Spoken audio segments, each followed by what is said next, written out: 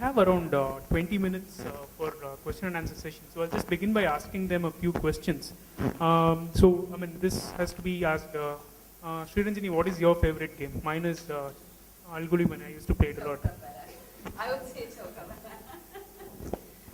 we play this game for at least 3 hours when we sit at it.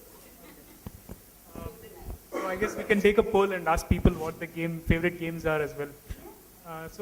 Apart from that, we'd like to just ask both of you on what do you think we can help you or we can support you with. I think that is something which most of the audience as well would like to know, because they have come here not just to learn but also to contribute to social enterprises. Like I said, for me, reaching out to people has been very hard. I'm not a business person by nature, so I really don't know how to talk about it as a business or to portray it to somebody and say, hey, this is what I'm doing, look, are you interested? So I've never really approached anyone. This is something I've been doing as a one-man army. I do have somebody to man the store now, but it's just me, my family, and my very beautiful group of friends who have been supporting me all along. Yeah. And Mahesh, like you as well on the same thing. For me, if you can make what you are doing quite interesting for the outsiders to look at, the first category of people who would look at it is the media. If you are doing something unusual, if you are making it so interesting, they will be irresistible. They will just have to come and write about it. They will be in a competition, which paper or which TV will report it first.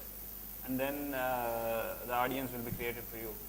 So it's for me, as per my initiative that I have taken, it's quite unique and interesting, and one of the most important issues as well. So for me, reaching out to people has not been an issue, because till date, all the partners, like 8 to 9 partners whom I have Research Institute, I have quite big corporates like Scania, which is a global giant, and then JSW again a global giant. All these people, including Government of India and Government of Karnataka, all of them have approached me. I haven't never approached anyone, but all of them have come to me.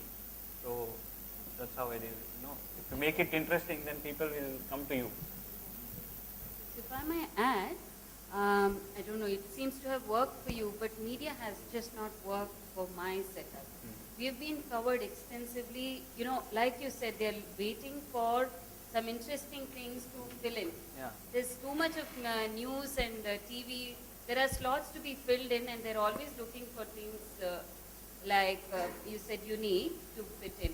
We have been in all the newspapers, many magazines, and on TV. But it is today the problem is that the distraction. Everything is very temporary. People remember the moment they see this is exciting, and then it is all out of their memory, and it really takes a lot more effort to come and do something that is very not their routine, is what I feel. Just to add, I think we now have Mr. Mukund, who's been spared from Bangalore city's traffic after all this while. So I think we'll just take some time for him to tell his story, and then we can just ask questions from the panel.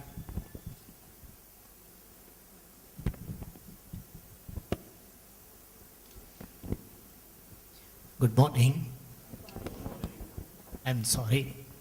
I left Majestic at 8:15 to reach this place. This is 10:45. So my name is Mukund Maigu. I've come from Dharwad. I am founder of an organization called Kriyashila Gelayaru, Creative Friends. Since 1978, we are working in the field with an objective overall development of children. Basically, this is a theater group. We started our journey as a theater team, later converted ourselves into activism, particularly environmental issues. We were part of Save the Western Ghats March, Kaiga movement, etc. You might have heard of medicinal plants conservation areas in Karnataka. right from Bidar to Agumbe.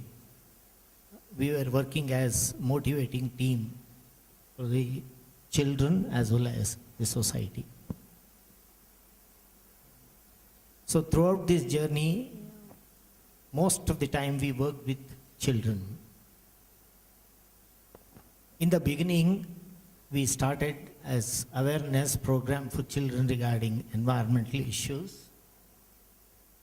Later on, when we started organizing nature camps for children, we started understanding problems of children. Right now, we are into environmental issues as well as child development. We have a residential program where around 100 children are staying with us who have either learning disorder or behavioral disorders.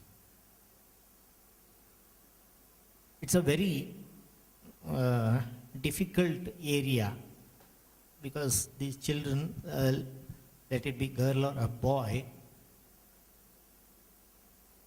when they reach 6th or 7th standard, maybe after age of 12, they start facing some problems. One, arrogancy, adamancy, aggressiveness, stealing things, lying, running away from home, involving themselves in criminal activities, small criminal activities. We take such children, we have counseling system as well as support system. Normally, we observe counselors in and around cities. But when it comes to support system, as this is a risky area, many people are either NGOs, NGOs who are taking funds from government agencies or somewhere else, they are doing such activities. Our organization is not taking any funds from any organization. It is a self-sustainable program. So, how do we select these children? We don't have any publicity system. Just now, outside they asked me for visiting card. We don't have even card. And very informally we are working. Parents, they themselves understand about our activities and they bring their children. This is one way. Secondly, school teachers and principals, they are aware of our activities. They send such children to our organization. Bringing them to normal life, we are using therapies. We believe in holistic, sustainable mental health and well-being. We are using yoga as a therapy, theater as a therapy. Of course, counseling is part of the process. Kalaripayyattu, this is a Kerala Samarakale, we call it as.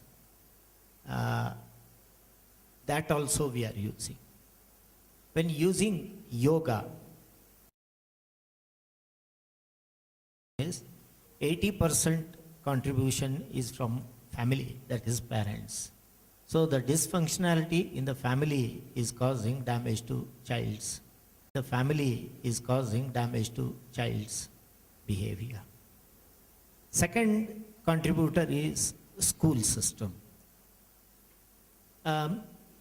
When we identify the problem from school angle, we found that learning disorder is the main cause for this behavioral disorder.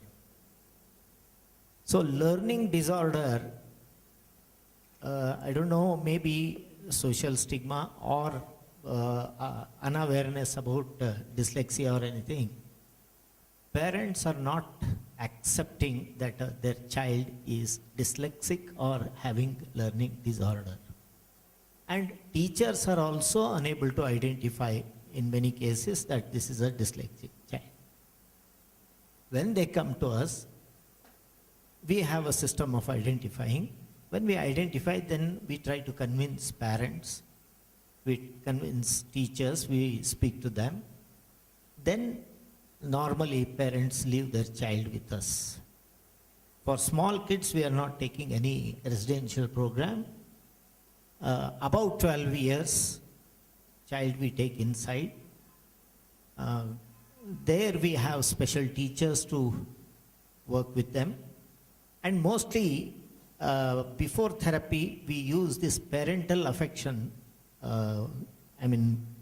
We give all type of love and affection to that child.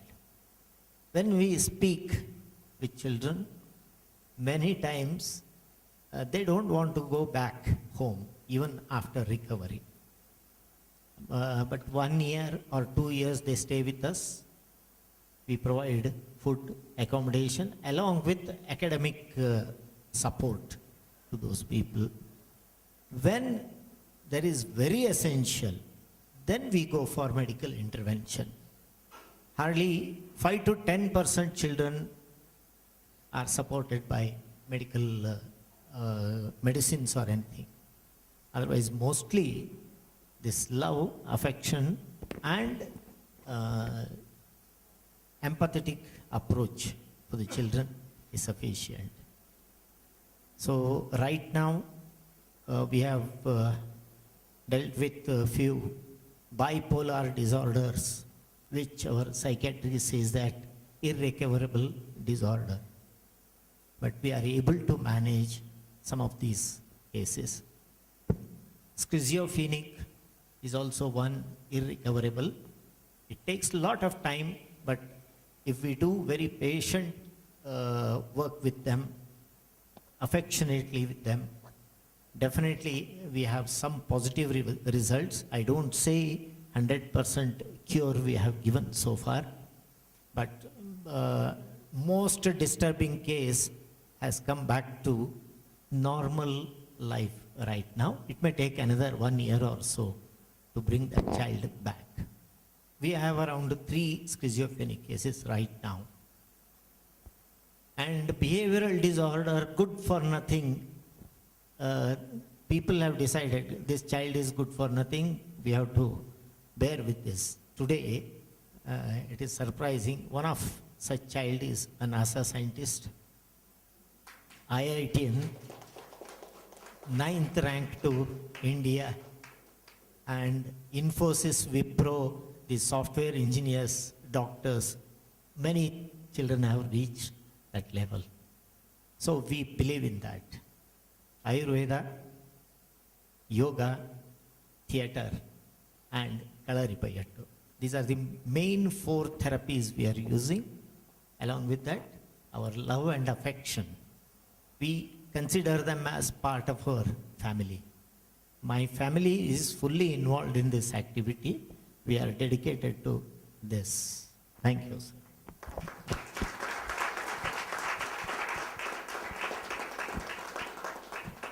Thank you very much. We now open the floor to questions. My colleague Saurabh will have the mic, so please raise your hand, and when you get the mic, Hello. Avinash also has a mic.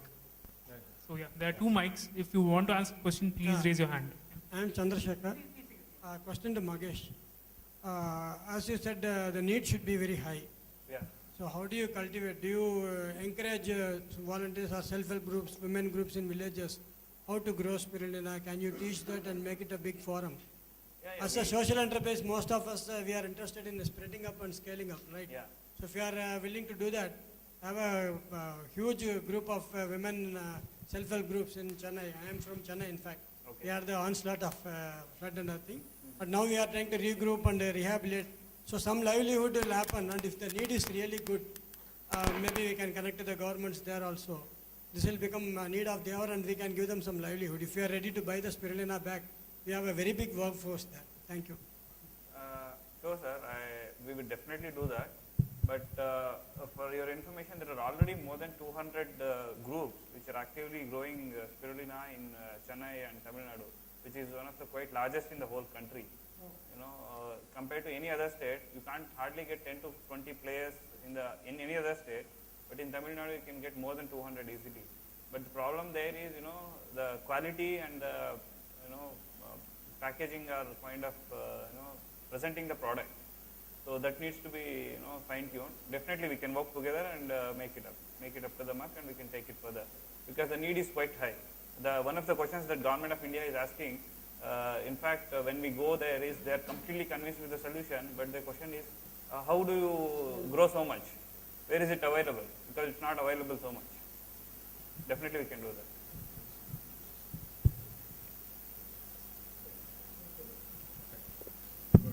I have a question for Sriranjani.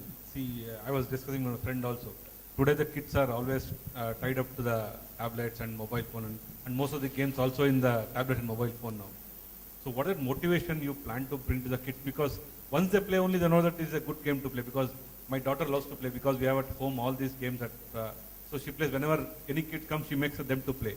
What is your model so that kids play more and more this one coming out of the typical tablet and all that? Yeah, I think the whole concept is lost when the entire family is not in it. So I have a lot of parents who come because they have some work to do and the child is dropped here and gone.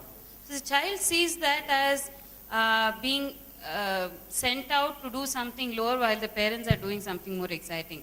So I keep telling the parents or the other peer group to come together, come as a unit and play it all together, so the joy is also felt better, and you also take back the feeling that not just me, everyone else, adults are also doing this. It's not a punishment in that sense.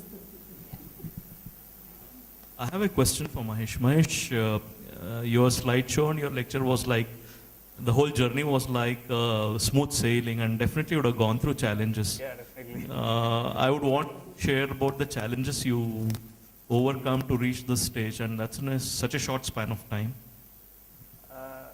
Challenges, if you just want to hear the funny part of it, almost 5 IAS officers who are serving as, directors at this Child and Women Welfare Department, Government of Karnataka, and even when I started it in Tumkur, the deputy director, almost all of them who started working with me, either they got into Lokayukta or they got dismissed or they get into police case like that.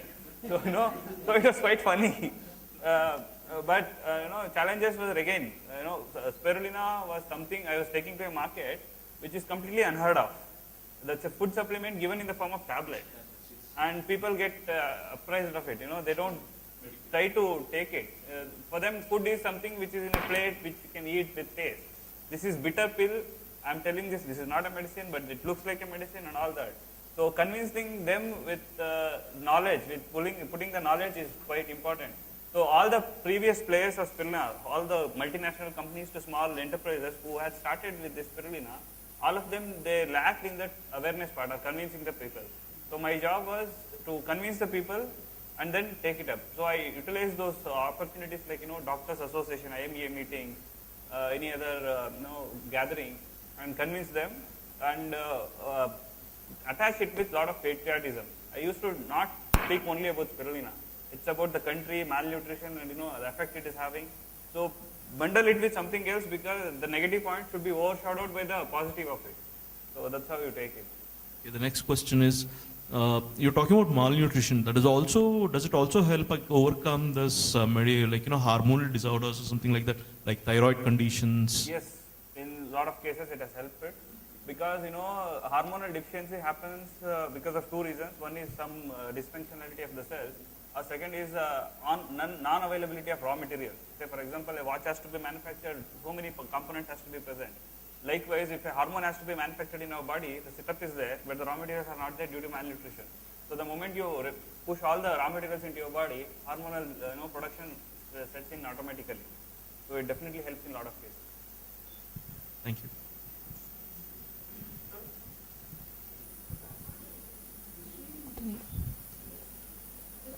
Most of the time when I speak with entrepreneurs, when I ask them where they learn entrepreneurship, Where they learn, sorry? when we meet people and we ask them where did you learn entrepreneurship, they say we use play Monopoly.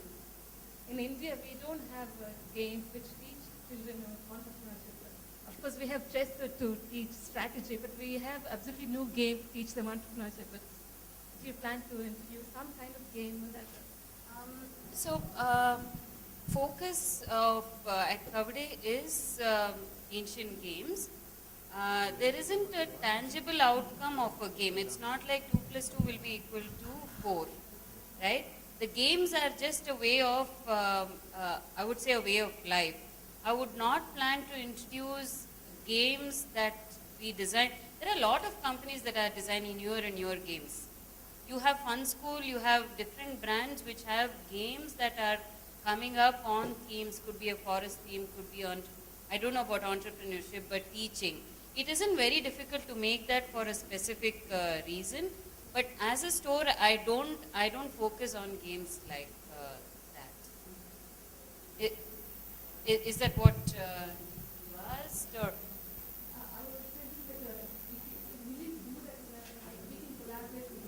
See, I can do it for a specific group, make the game and give it to them, but that is not the forte of my store. I'm trying to revive games that have gone out of circulation completely out of circulation, but they're very exciting and interesting at the same time. So you have, like he said, the Tiger and Goat game is available on an iPad, but it is very easy for children to pick up an iPad and play the game. But my logic is that we play a game, the same ancient game, in a certain way that they used to play earlier.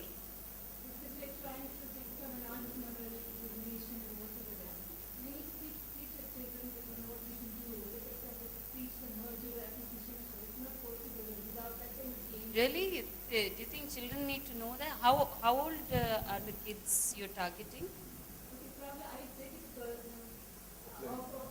Sure. No, if you need something to be done like that, I could do it for you. That's not a problem. Hello, this question is for Mahesh.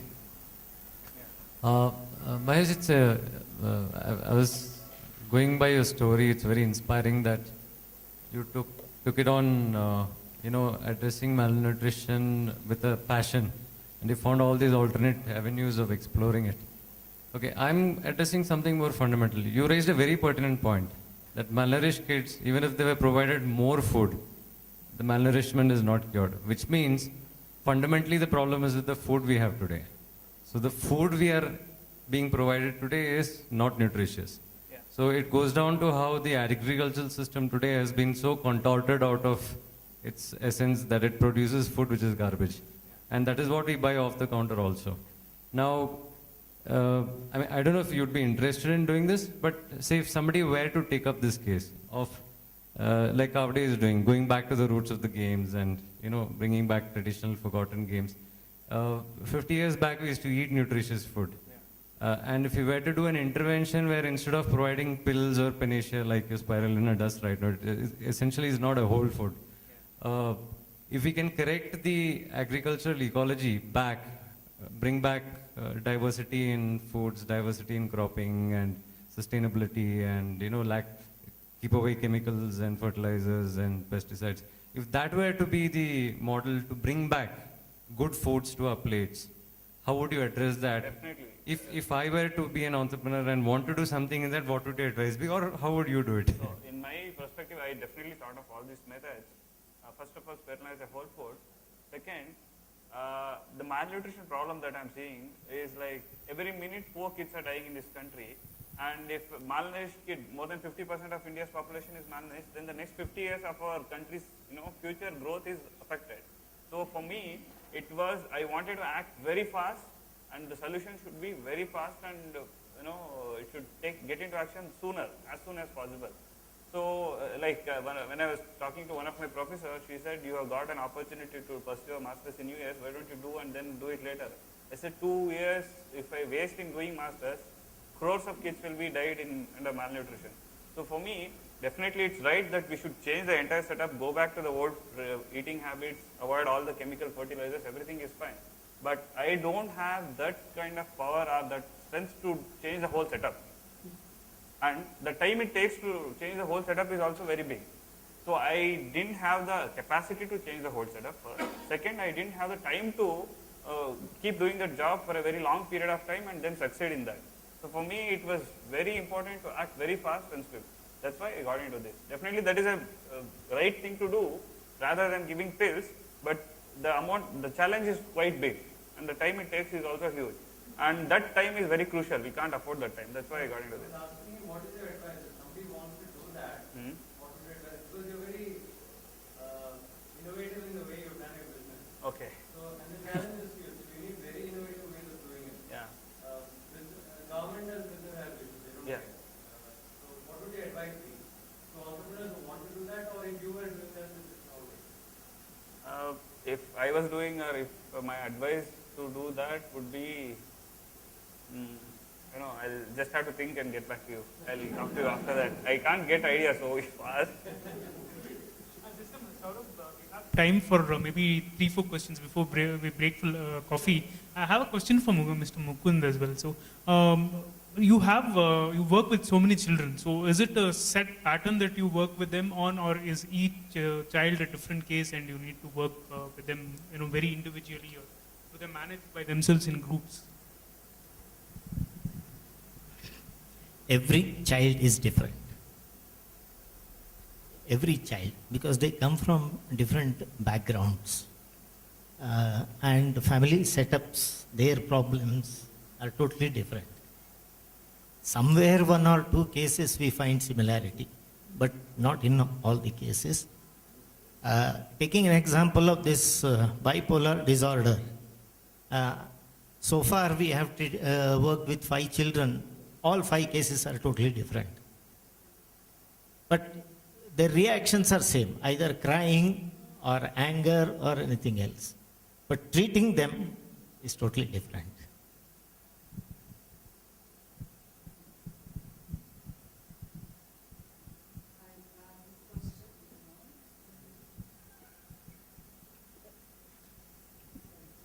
This question is from Mahesh. When you were talking about innovation, I heard someone else talking about it. Does spirulina as a product, does it go through other processes?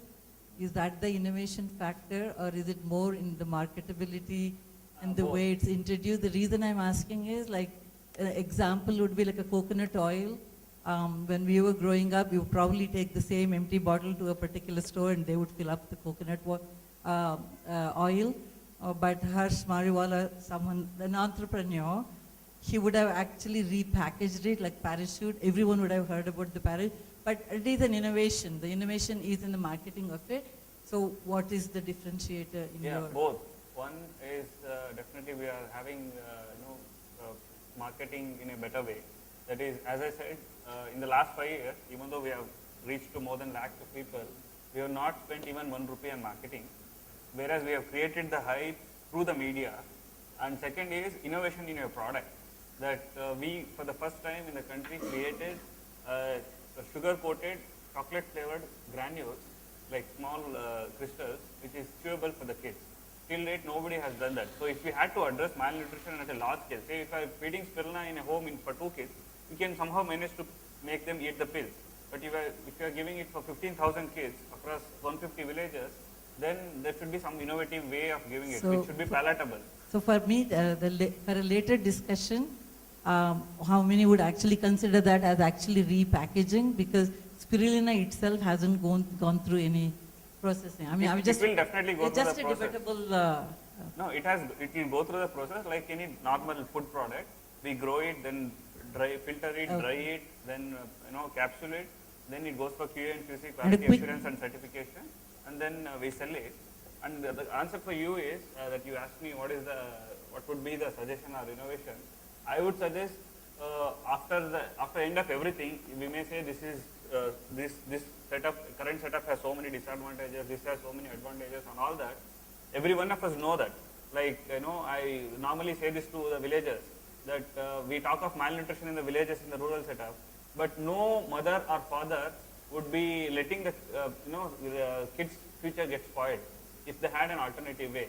So if you are trying to give the traditional way of food and traditional way of vegetables, healthy vegetables, organic vegetables, then the most practical solution would be make it affordable and available. People are going for this setup of food because the good thing is not available. Whatever is affordable and available is what people go for. Say for example, Devi Shetty of Narayana Dudala says, out of 100 people who need heart surgery, only 3 or 4% are getting it done because of the affordability factor. If an heart surgery would have come down from 3 to 4 lakhs to 3,000 or 4,000, everyone would have got it. So the key thing for any sustainable solution is the affordability and availability. Otherwise, the cost would be the bottleneck for it to be replicated or reached out for more people. So if we can make it available and affordable everywhere, then people will definitely go for it. People know that it is good, but still they are not going for it because there is problem of affordability and availability. We have time for one last question. I'm sorry, we are running into the break. So if you have any questions, the speakers are still available throughout the day, so you can approach them individually. So yeah, one last question, Saurabh. I'm very happy to congratulate my good sir because I'm one of his product. Not in the this thing, but he used to organize competitions, and I had won first prize in the essay competition. And why I'm saying is not that I won it, but the influence of that essay is still there. Because I had written an essay on Maragalu Matanadu Antidare. So I still, if trees would speak. So we got that connection only because of such activities in Dharwad. And I think it's more than 25 years, still I remember what the content was and how he had appreciated. And that was the effect he has on children. Like after 25 years also, I remember Mukund sir and I remember his activities. Yes.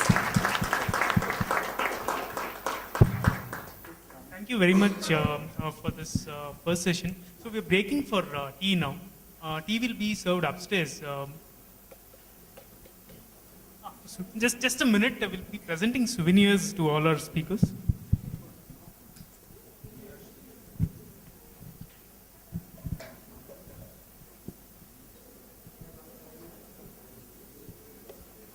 To Mr. Mahesh.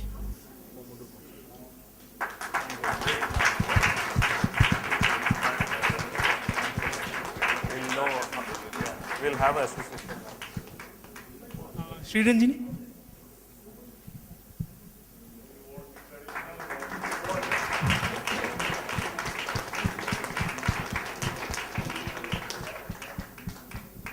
Mukund.